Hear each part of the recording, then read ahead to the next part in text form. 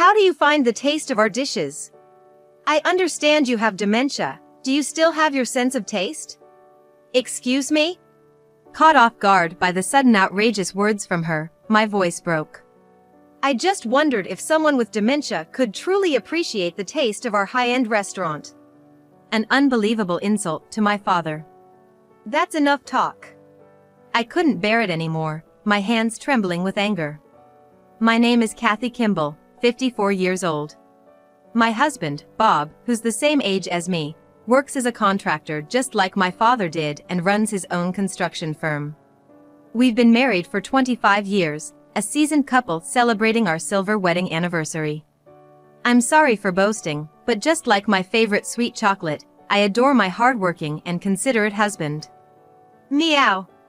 Our beloved cat, Hayes, came over, wanting some attention. I'm sorry. Of course, I love you too. It's been getting quite chilly lately, hasn't it? Having these casual conversations with Hayes is a moment of healing for me. What I want you all to hear is not my boastful stories from the days when I had a slim waist, but the story of a cherished anniversary that was ruined. It was 12 years ago, when I was 42.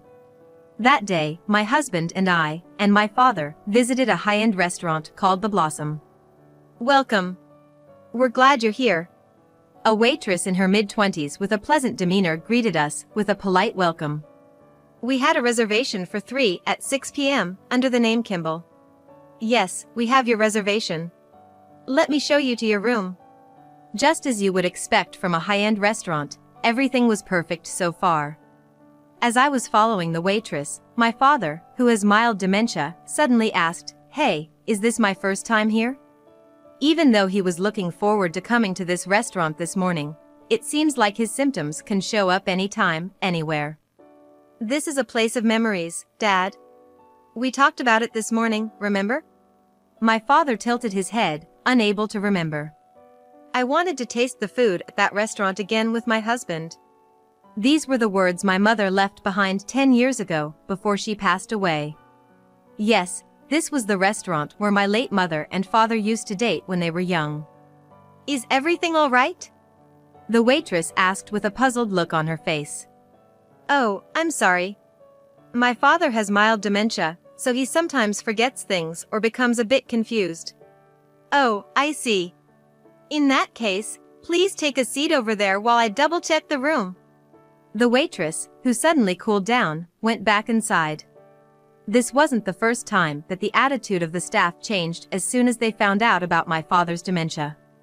You'd expect a lack of training from staff at some random joint, but this is a well-established fine dining restaurant. Hey, come here and look outside. The fall foliage is beautiful. Yeah. My father, who is already 72, is looking at the garden beginning to be dyed in autumn colors with an innocent smile, like a young boy. I wonder if he really forgot about this restaurant. My father, who heard the restaurant would be temporarily closed by the end of this year and be rebuilt. I visited here on my parents' wedding anniversary because he said he wanted to go one more time, but I should have taken him sooner.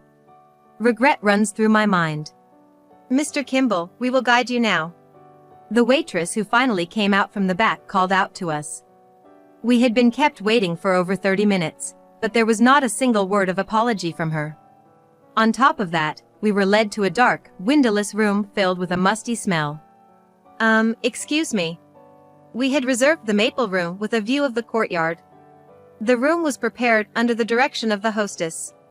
I had a reason to reserve the maple room. Because the flower language of the maple has the meaning of precious memories. Is the maple room not available? Yes, it is currently being used by other guests. We will bring your meal in a while, so please wait. The waitress, who answered without any semblance of cordiality, loudly slammed the door shut. Huh? What? That attitude. I felt like saying a word or two, but I couldn't cause a fuss on an important anniversary at a place full of my parents' memories. I decided to switch gears and enjoy the meal. The dishes that were brought out one after another were all beautifully colored and tasted fantastic, I think. But the attitude of the waitress serving us was arrogant, and she looked rather disgruntled. No matter how delicious the food is, If the service is bad, it can have the enjoyment of the meal. My father, I'm sorry. I didn't mean to make you uncomfortable. Inwardly murmuring my apology, my father cheerfully comments, well, it is a fine dining restaurant after all. The food is certainly tasty. Just then, a flamboyantly dressed woman with an air of authority enters, saying, excuse me. I am the hostess of this restaurant. A large gemstone ring glitters on the hand. Her high, coiffed hair was reminiscent of a rooster's comb, giving off a vibe of the 80s flamboyant big wave hairstyle. Her overall appearance was more akin to a flamboyantly adorned female football player, rather than that of a traditional restaurant hostess. She is the only daughter of the deceased previous owner. After graduating from high school, she got married and lived in New Orleans, but she returned here a year ago after her divorce.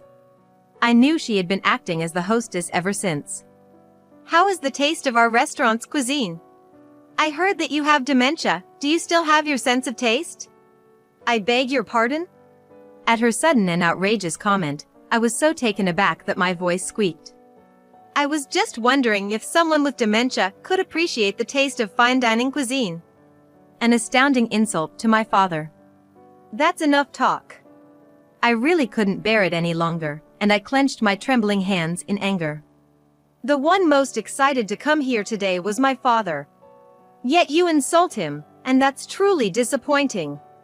I'm deeply sorry to the chef who prepared our meal, but we don't need any more food brought out. Please bring us our bill. As though she had been waiting for my words, the hostess, in an arrogant manner, responded, oh, how unfortunate. But perhaps it's wise of you to leave. Here is your bill. Upon seeing the amount, I thought for a moment there must be a mistake and took a second look. What? 1,680. I couldn't help but exclaim in a flabbergasted voice.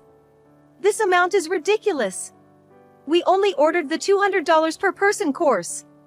When my usually mild-mannered husband raised his voice to question, the hostess responded as if it was the most natural thing in the world. That's the regular price. In your case, since you are accompanied by a person who has dementia and needs care, we charge an additional $1,000 as a nuisance fee. Excuse me? An inconvenience fee? My father didn't cause any trouble, he was just quietly enjoying his meal. Besides, isn't it offensive to call it an inconvenience fee just because he has dementia? At this point, I was at my breaking point. But the hostess persisted. Offensive? We refuse guests who don't meet our standards, like you. If we knew you were bringing a guest with dementia, we would have rejected you right away. You come in here, hide an illness, and then complain about the price. We've been dealing with customers who believe they should be treated like gods and make ridiculous complaints. I had a friend say that in Italy, the waitstaff are the gods, and the customers come second. You wouldn't last a day in Italy. With that, she spouted her outrageous philosophy. Italy. I was too taken aback to speak. Anyway, once you step over the threshold of our establishment and enjoy our cuisine, you must follow our rules. The hostess said, not allowing me to interject. But my husband, who was as furious as I was, laid out 1,700 on the table and said, let's just go. It's a waste of time to argue. Keep the change. The hostess counted the bills with a satisfied expression and said, thank you very much. Here is your receipt. Please take care on your way home. With that, she hastily left the room. As we sat, stunned and beyond anger at the hostess's cold treatment, my father said with a carefree smile, which was probably a result of his disease, well then, let's go home and have pizza. As we were about to make our swift exit, a man, who looked to be in his 30s and dressed like a chef, came out of another room and asked, are you leaving already? Who is he? My husband relayed, yes, the hostess treated us rudely and charged us an unbelievable price. To this, the man replied, I'm very sorry for the impoliteness. I should have introduced myself sooner. I am the manager and head chef of this place. My husband and he then shook hands. My husband explained the situation to him and showed him the receipt. I'm terribly sorry, he said, his face paling. There seems to be a difference in management policy between the hostess and myself as the manager. We will refund you in full. He deeply apologized. That's fine. My father said. Could it be, are you? The chef stared at us as if time had stopped. You're looking well. It's good to see that you're keeping the old flavors alive. I actually had a favor to ask of you, so this is perfect timing. I'll contact you later since you're still at work. My father said, patting the chef's back, urging us to leave. Once we got into the car, I asked my father, wait, what's going on? You know the chef? Of course, I've known him since he was an apprentice at this place. Wait, what do you mean? It's all just a show, a big show, right, Bob? Yes. That explains it. I finally understood that the whole incident was an act staged by my father and my husband. Dad, don't scare me like that. I was genuinely worried that you might have forgotten about the past. I'm sorry. You know the saying to deceive your enemies, you must first deceive your friends. Anyway, we found out the truth. Now we have to punish that hostess and waitress. My father explained that he and my husband had staged the act to check on the poor service that was ruining the restaurant's reputation. 2 weeks later, the three of us revisited the fine dining restaurant. Thank you for your hospitality the other day. I am truly humbled to be personally greeted by the hostess herself today. I greeted the hostess with the brightest smile I could muster. The one with dementia? How dare you show up here again? I can't let you in today. We're expecting some very important guests, so please leave immediately. The hostess raised her eyebrows sharply, shooing us away with her hand as if we were stray dogs. Just then, welcome, we're glad you could make it. The one who emerged from the back was the manager. What? What do you mean? The hostess looked confused.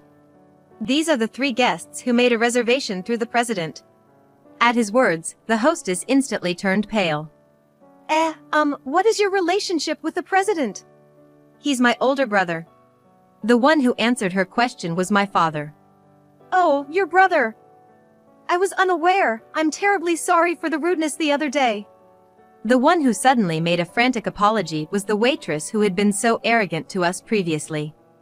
Ignoring the waitress who was repeatedly begging for forgiveness, the hostess bristled. The president's brother? You think such a lie would pass? The president doesn't have a younger brother. And you look older than the president anyway. I suppose lying is the next symptom of dementia. What a laughingstock. The hostess sneered. I think it's rude to judge by my bald head. Listen to the end of the story. I'm his brother-in-law. The president is the brother of my late wife and we are the same age. It must have been an unexpected story. The hostess's voice faltered. You have been away from home for a long time, not even knowing about the president's brother-in-law. How pitiful. My father looked down at the hostess with a triumphant face. My uncle, the president, who is based in my hometown, is the head of the Browns Group, which operates restaurants all over the country.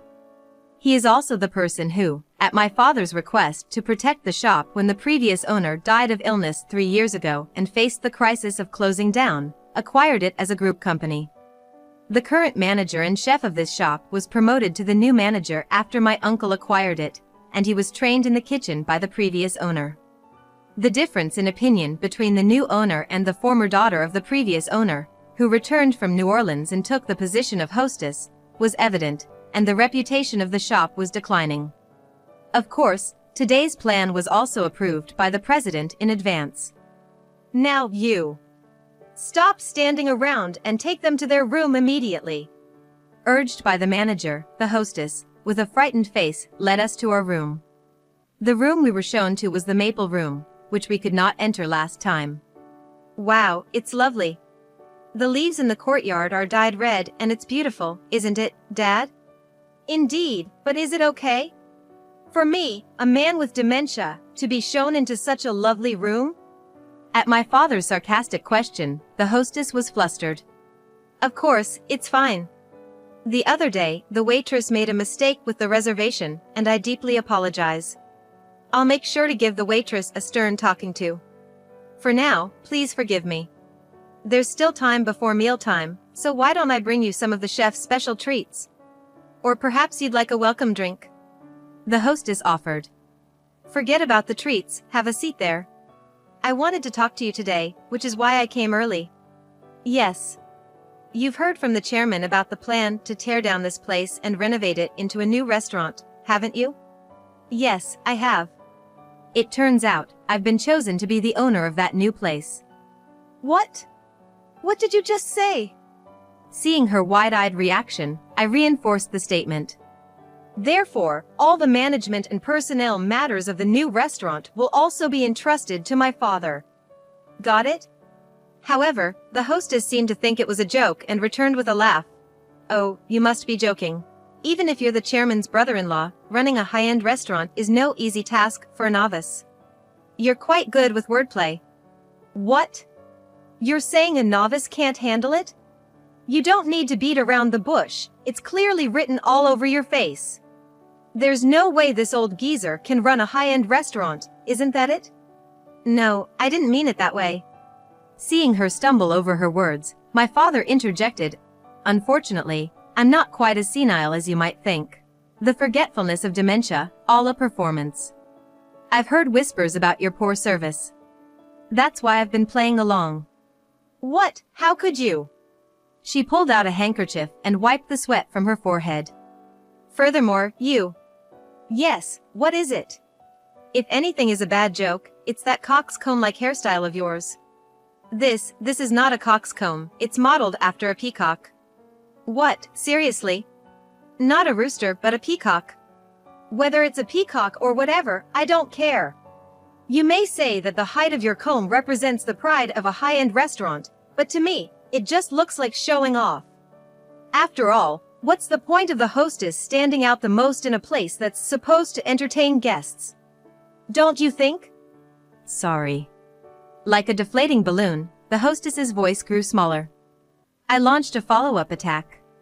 You used to live in New Orleans, didn't you? Yes. What about it? I used to work as a receptionist at a well-established sweet shop in New Orleans where my aunts-in-laws ran. I started working there simply because I wanted to live in the city, with no awareness of preserving the shop's reputation. I angered customers with my careless attitude. It was then that I realized, it's not just about the taste, but also the spirit of hospitality that is crucial in upholding the reputation of an establishment. I learned that from the city of New Orleans and its customers. But it seems that what you learned in New Orleans is not the spirit of hospitality, but flamboyance and arrogance. I might not have any experience, but I think I am more suitable to be a hostess than you are. Upon hearing my words, my father, who had been quietly listening, chimed in. Kathy is right. Do you know why my late wife loved this restaurant? Of course, the previous chef's dishes were excellent. But it wasn't just the food that she loved. It was the warm hospitality from the hostess, the waitress, and the overall atmosphere of the restaurant that made her feel comfortable. If you were a customer, would you want to visit this restaurant as it is now? That is. I've only ever done carpentry, so I'm a complete novice when it comes to running a restaurant. But if I'm to take over, I want it to be a place that I'd want to visit over and over again. Looking at my father, who was passionately declaring his determination, I began to doubt whether he really had dementia. Huh? The hostess was standing straight, her legs fidgeting nervously. Noticing this, my father spoke up. What's the matter? Do you need to go to the bathroom? No, that's not it. For over an hour, we had been engaged in an animated discussion. Dad, it's about time for dinner. Ah, hostess, you can excuse yourself now. We're finished here. Excuse me? The new store's hostess will be this girl. You should enjoy a leisurely life in Italy, which suits your personality. Ah, the annoying fee of $1,000 I swiped from you the other day. Don't hesitate to take it as a sorting fee. The hostess tried to justify herself, sputtering out a confused excuse in response to the sudden firing announcement from my father. Wait, I didn't swipe anything. That money was a room charge, no, a deposit, and I was planning on giving it back. So, you're saying it wasn't recorded in the books? Did you also skim off the top of the sales money? Yes, but it's not a significant amount. Either the hostess was led into a trap by my father's leading questions, or she readily confessed. You fool! We'll leave the rest to the police. Yes, Dad. As I pulled out my cell phone, the hostess began to beg. Wait. I understand, I'll return the money. So, please don't involve the police. That's right, this would be your second run-in with the law, wouldn't it? I threw in my hidden card of pursuit that I had been saving. What? How did you know about that? It turns out, I had heard from the chairman that she had been exposed to the police for falsifying sales at a shop she worked at in New Orleans and that had led to her divorce and return to her hometown. The chairman, to save face for the previous store owner, had hired this prodigal daughter as the hostess, but with this being her second misconduct, it was a different story. The chairman asked me to convey this to you, deduct the money you took from your wages, and return any shortfall. Also, submit your resignation. Understood? Yes. The hostess, her bangs falling over her face, nodded. If you understand, then leave. I can't walk properly. My legs are numb. What?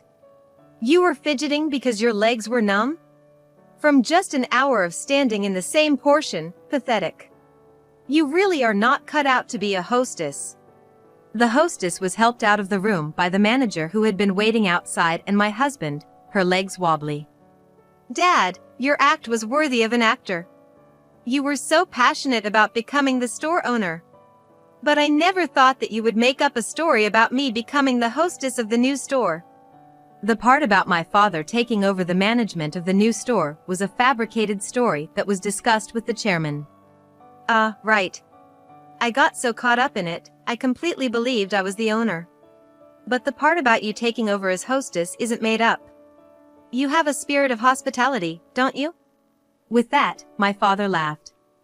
I was honestly surprised at the unexpected turn of events, but I was also very excited. At that moment, the manager and head chef personally brought out the food. This is the meal I promised to make for you and your wife when I became a full-fledged chef. Inspired by your loving relationship, I've named it the Lovebird Platter. In a thoughtful move by the manager, a meal was also prepared for my mother. Thank you, manager. I'll be counting on you from here on out. My father slapped the manager's shoulder several times, his eyes welling up with tears. Hazel, I've kept you waiting for so long. As I looked at my father, who was sitting before Mom's meal, savoring his shot of whiskey while reminiscing about the old times, I felt a lump in my throat. Then my husband, who had been left out until then, scratched his head and said, I never had a moment to shine, did I? Come on, you had your moment in the end, didn't you? Our laughter echoed around us.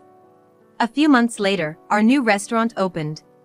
It was a barrier-free establishment, accessible even to the elderly. Leaving behind its high-end aspirations, the restaurant was reborn as a more down-to-earth establishment, a transformation my husband helped bring to life with the new construction. I, in turn, became the new hostess of this rejuvenated place. My father, our first customer, had said, This restaurant will surely become a place of memories for you too. As we all admired the new establishment, the former hostess, who had been ousted from the restaurant, watched from the shadows. Her iconic peacock hairstyle was gone, but her burly figure was as noticeable as ever. Turns out, her claim of having friends in Italy was a lie, and her tales of Italian customs were simply plagiarized from magazines. Word about her embezzling the restaurant's revenue and subsequent firing spread through the town in no time. Apparently, she couldn't find a new job and is scraping by on the meager inheritance her parents left her. Now, our restaurant, the New Blossom, has become a famous restaurant, known across the country for its excellent food and hospitality. I've handed over the role of the hostess to the head chef's wife, and now I assist in running the establishment from the sidelines. The hostess passed the torch to the manager's wife, and I now support the restaurant from behind the scenes. Take care of Hayes. This was the last thing my father said before he passed away 5 years ago. Our beloved cat, Hayes, was found by my father 12 years ago on his way home after dining at the old The Blossom. Dad, who said Hayes was the reincarnation of Mother, named her after Mother's name, Hazel. Even as his dementia progressed and he began to forget many things, he never forgot about Hayes until his last breath. Dad, Hayes has become a little old lady, but she's still going strong. Please watch over us, along with Mom, okay? In the cold winter, there's nothing like enjoying a s'more by the heater, right? Nah, if we're talking about sitting by the heater, it's all about the hot chocolate. Oh really? Here's to another year filled with laughter.